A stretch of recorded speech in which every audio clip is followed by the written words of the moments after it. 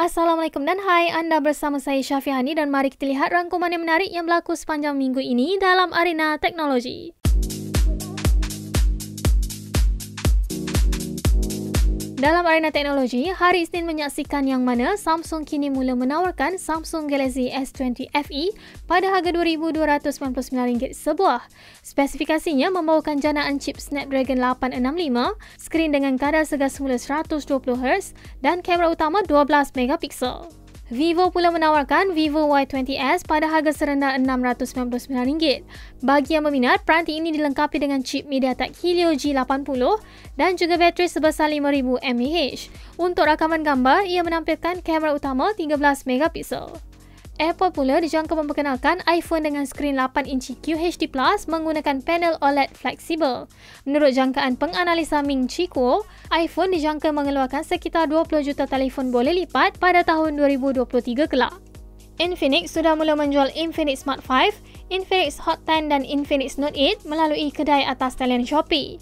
Untuk pengetahuan anda, jenama ini berasal daripada Hong Kong yang mana ia menawarkan tanda harga yang mampu milik sesuai untuk dimiliki oleh semua lapisan individu. Untuk spesifikasi ringkas, Infinix Smart 5 dilengkapi dengan chip MediaTek Helio A20 bersama tri-kamera utama 18 megapiksel. Peranti ini dijual pada harga RM309. Sementara Infinix Hot 10 pula menawarkan chip MediaTek Helio G70 dan juga quad kamera 16 megapiksel. Di Malaysia, ia boleh dibeli pada harga bermula RM459. Akhir sekali, model Infinix Note 8 pula membawakan chip MediaTek Helio G80 dan quad kamera 64 megapiksel. Bagi yang berminat, ia ditawarkan pada harga RM599 sebuah. Beralih ke teknologi global, pengasas Neuralink iaitu Max Hoddax dilaporkan telah meninggalkan syarikat tersebut. Pengumuman ini dilihat menerusi ciapan Twitter beliau namun tidak diberitahu apakah sebab untuk keputusan berkenaan. Clubhouse kini memulakan ujian beta tertutup untuk peranti Android. Nampaknya aplikasi audio akan dikembangkan secara meluas kepada pengguna lain tidak lama lagi.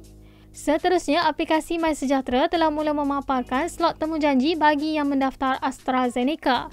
Bagi anda yang telah mendaftar, anda boleh mula menyemak tarikh, lokasi dan waktu yang dipamerkan untuk menerima vaksin.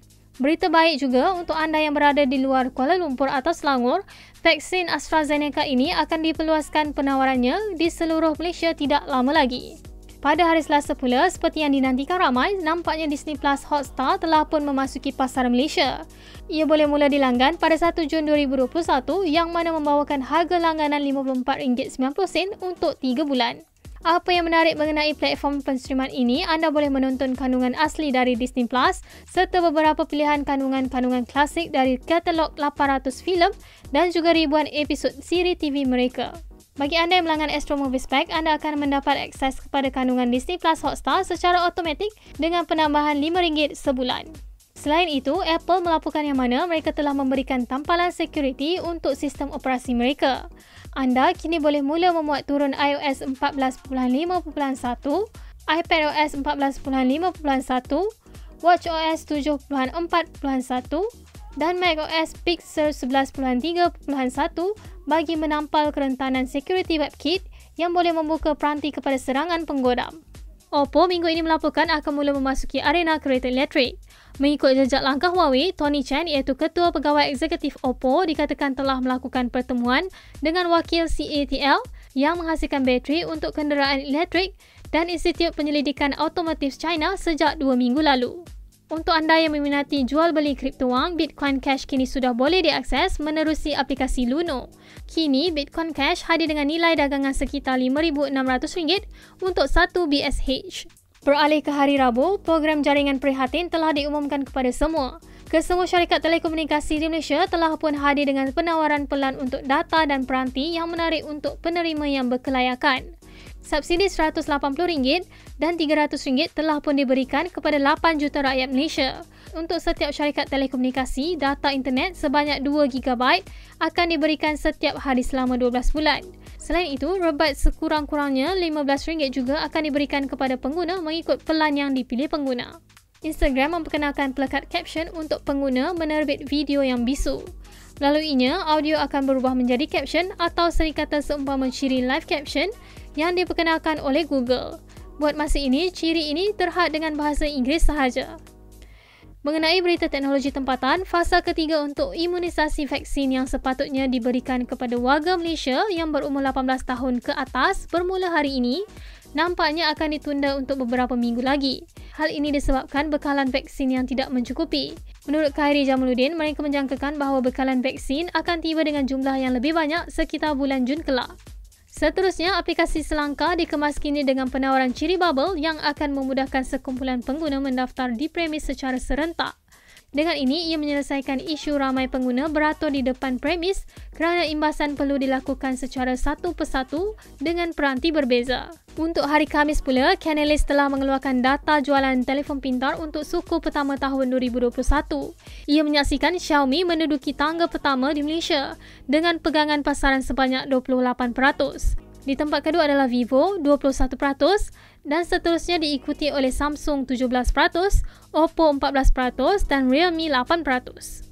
Selain itu, Chromebook nampaknya telah mengekalkan kedudukannya untuk tahun 2021 yang mencatatkan peningkatan sebanyak 274% dalam jualan peranti. Dua jenama dengan jualan tertinggi pada suku pertama 2021 termasuklah Lenovo yang menjual 36.4% dan HP yang menjual 25.9% daripada jumlah jualan global peranti Chromebook. Di samping itu, Xiaomi dijangka akan memperkenalkan 3 tablet baru. Kesemua tablet tersebut mungkin akan menggunakan chip Qualcomm Snapdragon 855, 855 Plus ataupun 860. IBM minggu ini mengatakan yang mana mereka kini berjaya menghasilkan chip 2 nanometer pertama di dunia. Melaluinya, ia mampu meningkatkan prestasi sehingga 45% pada kuasa dan juga penggunaan tenaga berbanding chip 7 nanometer. Apa yang menarik, pengguna selepas ini hanya perlu mengecas peranti setiap 4 hari sekali sahaja. Untuk makluman kepada semua pengguna Google Photos, pada Jun 2021, Google akan mula menghentikan penawaran storan tanpa had secara percuma. Bagi yang masih ingin menggunakannya, anda boleh melanggan pelan Google One pada harga RM8.49 sebulan untuk storan 100GB. Checkpoint Research kini menemui kerentanan security serius pada chip Qualcomm menerusi mobile station modem. Model chip tidak didedahkan tetapi digunakan pada peranti mercu 5G pelbagai pengeluar seperti Samsung, Xiaomi, OnePlus, Google dan banyak lagi. Setakat ini, Qualcomm mengatakan akan memberi tamparan security tidak lama lagi. Akhir sekali, untuk hari Jumaat, Garmin Approach S Soft kini diperkenalkan. Ia mempunyai skrin berbentuk bulat 1.3 inci dan menampilkan lebih daripada 42,000 peta padang golf di seluruh dunia yang membantu dalam menyediakan data lebih tepat.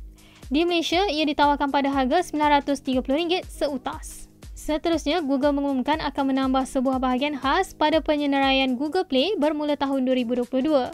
Melaluinya, ia akan memerlukan pembangun berkongsi maklumat dan data yang dikumpulkan mereka melalui aplikasi mereka.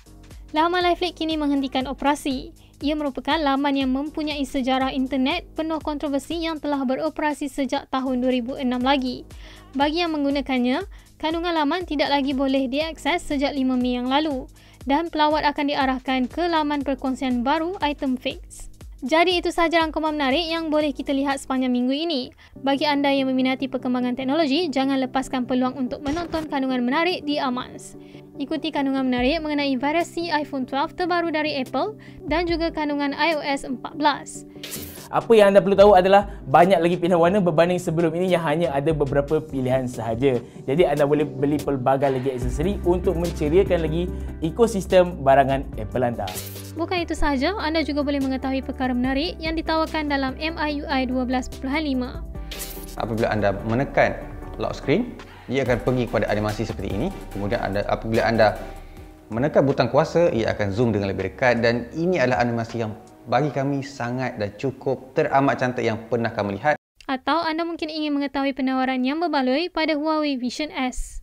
Dari segi visual, saya rasa amat memuaskan bagi sebuah televisyen dengan panel LCD warna 392% DCI P3 yang saya rasakan bagi kebanyakan orang adalah lebih daripada mencukupi.